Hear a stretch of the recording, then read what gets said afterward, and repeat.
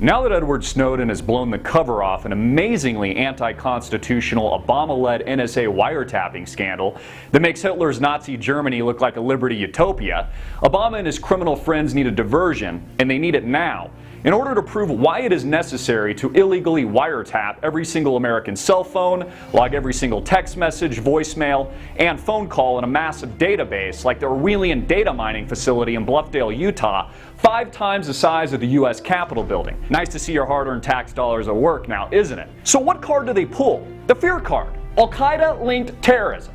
The good old boogeyman out to slaughter every man, woman, and child in America, even though you're more likely to die from a bee sting, shark attack, or lightning strike. The perfect smokescreen for a carefully constructed Obama-led police state that would make George Orwell proud. Welcome to a dystopic nightmare, the dark underbelly of a long-forgotten constitutional republic built on the blood and guts of millions of Americans intent on freedom. So all you could have is this: a massive surveillance state. Over the weekend, conveniently planned on the same weekend as the president's 52nd birthday party and Iran's new president's inauguration, Obama shuts down every single American embassy in the Middle East, along with parts of Asia, in order to prove a point.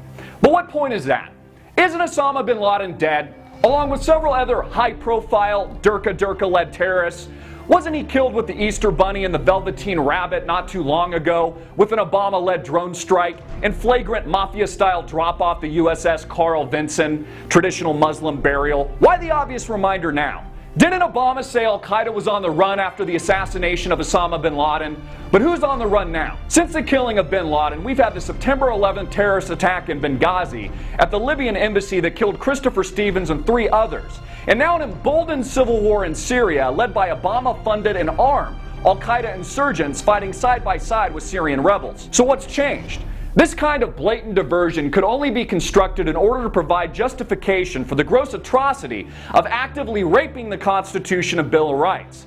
An Obama and friends-led gangbang worse than the perverted anal violation witnessed in Quentin Tarantino's cult classic Pulp Fiction. Meanwhile, there hasn't been a single report of violence or unusual activity in any of the countries where the United States has kept its embassies and consulates closed over the weekend, outside the already U.S. pillaged and war-torn nations like Syria, where Obama and friends eagerly engage in a violent insurgency to oust President Bashar al-Assad. Why so intent on war in Syria, Mr. President? And when will the U.S.-Israeli smokescreen invasion of Iran be launched? Freedom-hating weasel Republican Senator Lindsey Graham only confirms our assumption, arguing Al-Qaeda is on the rise in this part of the world. And the N.S.A. program is proving its worth yet again.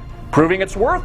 It wasn't too long ago pressure cooker bombs exploded at the Boston Marathon, maiming and terrorizing millions of Americans. An entire city was shut down, and the Fourth Amendment crucified as Obama declared implicit martial law on shell-shocked Bostonians. The vast NSA wiretapping program did nothing then, now did it? And what about the recent Al-Qaeda-led prison breaks at Abu Ghraib and Taji in Iraq, with over 1,000 hardcore Al-Qaeda terrorists now on the loose intent on the murder of innocent Americans? Can anyone else say epic fail, Mr. President? Or is it just me?